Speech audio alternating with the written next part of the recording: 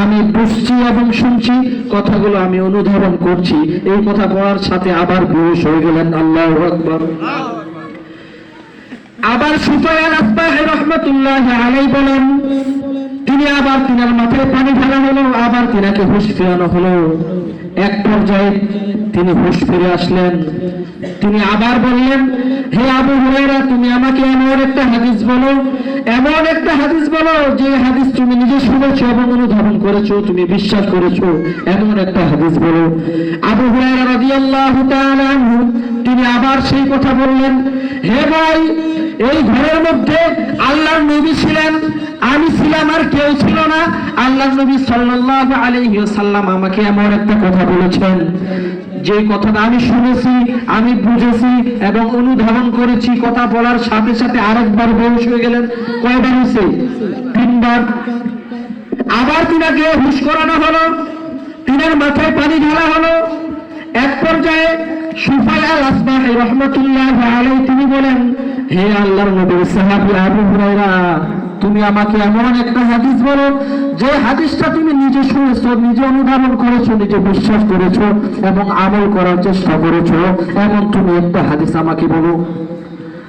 আবু হুরায়রা রাদিয়াল্লাহু তাআলা আনহু সে আগের কথাই করলেন, হে সুফয়ান আসবাহি ভাই, এই ঘরে আমি একাই ছিলাম, আল্লাহর নবী ছিলেন।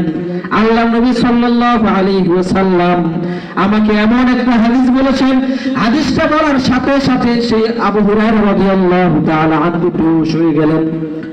এক পর্যায়ে সুফয়ান আসবাহি রাহমাতুল্লাহি আলাইহি বলেন, আমি আবু হুরায়রা রাদিয়াল্লাহু তাআলা আনহুকে ছোট বাচ্চাকে যেভাবে কোলে নেই সেভাবে কোলে নিলাম, আর আবার প্রশ্ন করলাম, তুমি আমাকে এমন একটা হাদিস বলো যে হাদিসটা তুমি নিজে শুনেছো, নিজে আমল করেছো এবং অনুধাবন করেছো।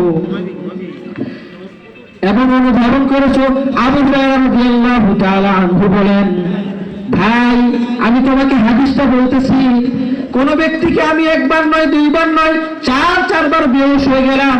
আমি পরকালকে অনেক বেশি ভয় পাওয়ার কারণে আল্লাহর নবী সাল্লাল্লাহু আলাইহি ওয়াসাল্লাম আমাকে বলেছেন, আল্লাহ তাআলা কিয়ামতের ময়দানে, হাসরের ময়দানে সর্বপ্রথম একজন আলেমকে ডাকবেন, ডেকে বলবেন, ও দুনিয়ার আলেম, আমি কি তোমাকে আল্লাহ রাসূল আমার কালাম শিক্ষা দেই নাই? তুমি বলবেন, রব্বে কারীম, আমি আল্লাহ তাআলার কিতাব শিক্ষা করেছি, রাসূল আকরাম সাল্লাল্লাহু আলাইহি ওয়াসাল্লামের হাদিস শিক্ষা করেছি।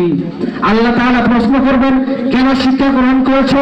আল্লাহ তাআলা তার উত্তরে বলবেন, সে আলেম বলবেন, আমি দুনিয়ার মানুষকে জান্নাত জাহান্নামের কথা শুনিয়েছি, দুনিয়ার মানুষকে ভালো কথা বলেছি এবং আমি আপনাকে এবং আপনার রাসূলকে রাজি খুশি করার চেষ্টা করেছি। আল্লাহ তাআলা বলবেন, না না, তুমি মিথ্যা বলেছো, তুমি এই জন্য মানুষকে কোরআন শিক্ষা দিয়েছো, তুমি এই জন্য মানুষকে ওয়াজ করেছো, তুমি এই জন্য মানুষকে খারাপ কথা থেকে বিরত রাখেছো, যাতে মানুষ তোমাকে আলেম বলে, ভালো বক্তা বলে, এই জন্য তুমি শিক্ষা করেছো। দুনিয়াতে তোমাকে সেটা বলে হয়ে গেছে, এখন তুমি জান্নাতে যাও, তোমার জায়গা নয়, তুমি জাহান্নামে চলে যাও। দ্বিতীয়বারে একজন শহীদকে ডাকা হবে, সেম প্রশ্ন একজন দানশীলকে ডাকা হবে। তিনাদেরকে প্রশ্ন করবেন যে তোমরা কি করেছো?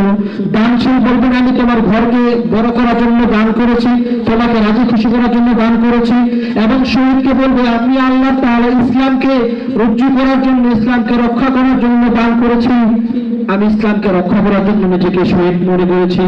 আল্লাহ তাআলা বলবে, না না, তুমি মিথ্যা বলেছো, তুমি এই কারণে শহীদ হয়েছো, এই কারণে তুমি দান করেছো, যাতে মানুষ তোমাকে বড় দানবী বলে, মানুষ তোমাকে বড় শহীদ বলে, এই কারণে তুমি দান এবং শহীদ করেছো। আল্লাহ পাক রব্বুল আলামিন বলেন, ও দুনিয়ার মানুষেরা, তোমরা শুনে রাখো, কোন ব্যক্তি জিনা করেছে, সুদ খেয়েছে, ঘুষ খেয়েছে, মদ খেয়েছে, এদেরকে আমি দিয়ে জাহান্নাম উৎপাদন করব না। এই 3 প্রকার ব্যক্তিকে দিয়ে আমি আল্লাহ তাআলা জাহান্নাম উৎপাদন করব। আল্লাহ তাআলা আমাদের সকলকে কথাগুলো বুঝার এবং আমল করার তৌফিক দান করুন। ওয়া আখিরু দাওয়ানা আলহামদুলিল্লাহি রাব্বিল আলামিন। আসসালামু আলাইকুম ওয়া রাহমাতুল্লাহি ওয়া বারাকাতুহু। আলহামদুলিল্লাহ।